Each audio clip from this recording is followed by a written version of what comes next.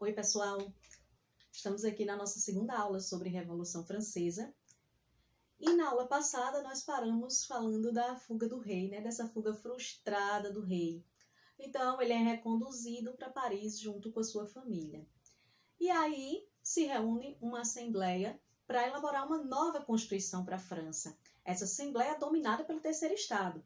Só que o Terceiro Estado, apesar de terem conseguido tomar o poder a partir da Revolução, não era um grupo que era muito coeso. Era um grupo que tinha suas diferenças dentro de si, Tanto é que essa assembleia, ela era dividida entre girondinos, que eram os representantes da alta burguesia, e que eles defendiam uma monarquia constitucional, defendiam posições mais moderadas, mais de acordo, de manter acordos com essa monarquia e conseguir algumas outras conquistas, só que de forma manter ainda algumas estruturas do antigo regime. Já os jacobinos, eles, membros mais representantes dos sans-culottes, que eram os trabalhadores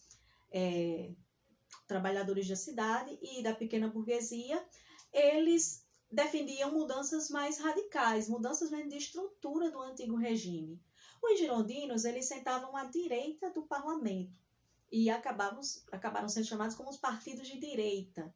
Os jacobinos sentavam à esquerda do parlamento e daí chamados de partidários de esquerda. Daí, dessa época da Revolução Francesa, que surgiu essas expressões direita e esquerda, que tanto a gente vê hoje falando na TV, nas redes sociais.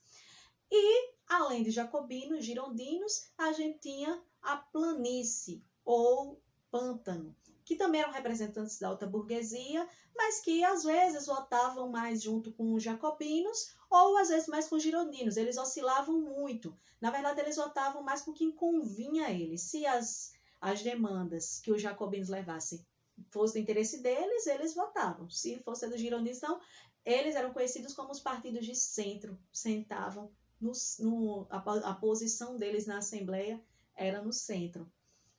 A primeira Constituição desse período revolucionário, ela acabou sendo mais representada pelos girondinos, porque eles estavam com predominância nessa Assembleia.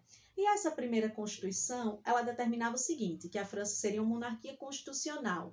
O que é isso? O rei existe, ele governa, só que com seu poder ali controlado pelo judiciário e pelo legislativo. Então, a gente tem aí os três poderes. Lembra, gente, do iluminismo? Que no iluminismo, dentre os pensadores iluministas, teve a ideia do Barão de Montesquieu da divisão do Estado em três poderes. Olha aí, mais uma vez que a gente vê citando isso. Teve, quando a gente estudou sobre a independência dos Estados Unidos, que foi organizado, o Estado foi organizado em três poderes, e aí na Revolução Francesa a gente novamente vê essa referência à divisão dos três poderes, porque era desmontar com a estrutura do antigo regime em que o rei tinha poderes absolutos.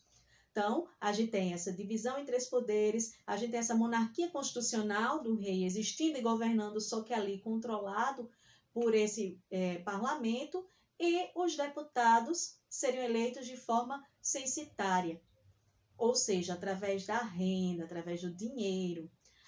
As mulheres foram deixadas de lado. As mulheres não tinham direito ao voto e não eram consideradas cidadãs. Apesar de terem lutado ativamente na Revolução Francesa, indo para as ruas e pegando em armas, elas não foram reconhecidas como cidadãs na redação da Constituição de 1791. Vendo tudo o que estava acontecendo na França, as outras monarquias, elas passam a temer que aquilo que estava acontecendo lá acontecesse no país deles. E aí eles organizam uma ofensiva contra os revolucionários franceses. E em 1792, a França entra em guerra contra a coalizão Áustria e Prússia. Lembra do comecinho da primeira aula? É nesse contexto que surge o hino La Marseillaise, tá? Que era justamente para incentivar as tropas francesas nesse combate. Mas as tropas revolucionárias, no início, elas apanham bastante, porque não estavam tão preparadas para esse combate. Então, com esse avanço, principalmente das tropas austríacas sobre o território francês, isso leva os revolucionários a destituírem o poder do rei. E aí a Assembleia passa a acumular funções e se torna um período chamado Convenção. É nesse período que é proclamada a República na França. Eles adotam o modelo republicano, definido pelos jacobinos lá no início, tá? E que foi ignorado pelos girondinos inicialmente. A princípio, essa assembleia ela continua dominada pelos girondinos, só que aos poucos os jacobinos começam a ganhar espaço. Essa assembleia ela também propõe que o rei seja julgado por traição. Essa assembleia ela redige uma nova constituição. Essa nova constituição, ao contrário da anterior, ela defendia um voto universal para homens. Tá? Não mais censitário, mas manteve esse voto masculino. Só que foi uma Constituição que nunca entrou em vigor por causa desse período de grande agitação nessa época que não possibilitava um governo constitucional que ele se desenvolvesse. Em 1793 também ocorreu o julgamento do rei Luís XVI. Ele foi julgado, condenado e sentenciado à morte. E ele foi executado na guilhotina. O rei teve sua cabeça cortada. Isso repercutiu demais nas outras monarquias. Porque se o que tinha acontecido antes, apenas do rei estar governando de forma constitucional, já levou a Áustria e Prússia a se movimentar para tentar invadir a França e fazer uma contra-revolução, imagine o rei, o símbolo máximo do poder, ter sido condenado e executado. Então, isso leva a uma série de invasões à França. Então, a França vive um período de grande agitação social, tanto de forças externas, como também dentro do próprio governo, pelas disputas de poder entre jacobinos e girondinos.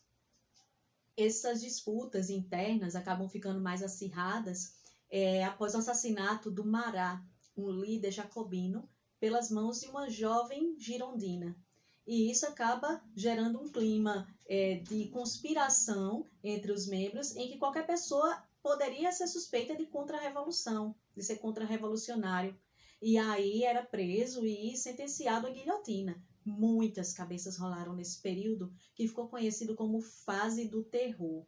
Porque, como eu disse, qualquer pessoa passava a ser suspeita de contra-revolução. Inclusive pessoas que eram de dentro do grupo jacobino, chegaram a ser acusados injustamente e condenados injustamente como contra-revolucionários.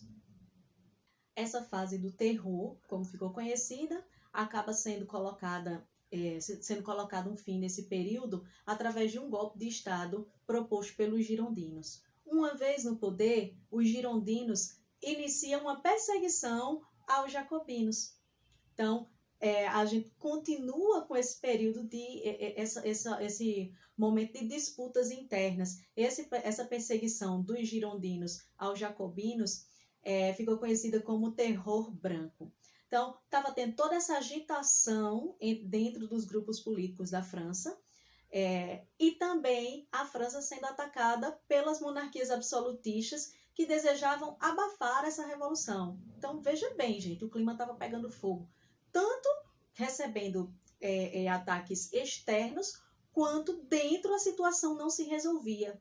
Então diante desse clima, dessa situação interna que não se resolvia, dessa instabilidade política, alguns políticos moderados começaram a trabalhar em torno da figura do Napoleão Bonaparte, que era um líder militar, que estava coordenando uma série de campanhas para conter esse avanço dessas monarquias absolutistas contra a França, e aí eles dão um novo golpe de Estado que põe fim ao processo revolucionário e dá origem ao consulado, que abre caminho para a ascensão da figura de Napoleão Bonaparte, que vem a se tornar imperador da França posteriormente.